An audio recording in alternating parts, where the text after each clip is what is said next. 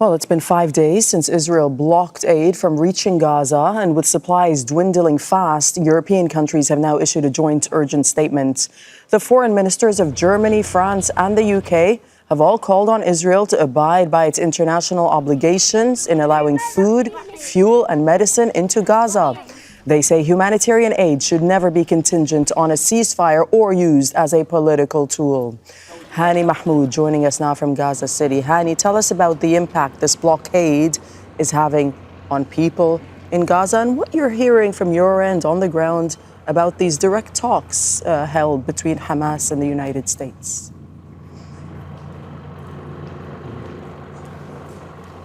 Well, Doreen, the impact on the blockade, on the entry of aid into Gaza is everywhere. Everywhere we go, we're seeing signs of this impact. The markets right now is depleting. Whatever is available is either available at a very small amount or it's very expensive for people to afford. And this is the hard reality for people who spend the past 15 months of ongoing devastation, destruction, and genocidal acts on the ground. We're not on the payroll for that period of time due to the collapse of the public sector as well as the private sector. So for the most part, close to 90% of the people across the Gaza Strip live off food parcels and aid. And with the blockade on the entry of aid, people are going to go hungry in the coming days. We've seen this already happening in areas in which aid trucks in the past weeks, in the past 42 days of the phase one of the ceasefire were not able to make it to those areas given the damage and destroyed infrastructure that made it very difficult for trucks to move to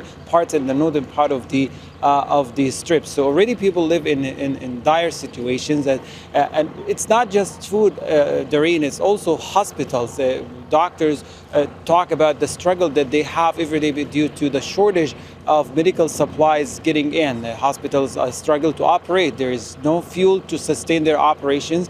But more importantly, the medical supplies that are needed, the medical equipment, things that as simple as painkillers are not available at an amount that will meet the greater demands created by months of devastation. All of this, of course, happened in light of the news about the direct talks between Hamas and the United States, and it took everyone by surprise. Hamas, as designated by the United States back in 1997 as a terrorist organization, nobody expected that would actually go on to happen. But for a lot of people, they perceive it in this is part of being realistic and pragmatic in order to move forward with a solution, because right now it doesn't matter who's negotiating around the table. For people, the only priority for them is an end to their suffering, a removal of restrictions of the borders, and the free flow entry of aid, because otherwise things will going to continue to worsen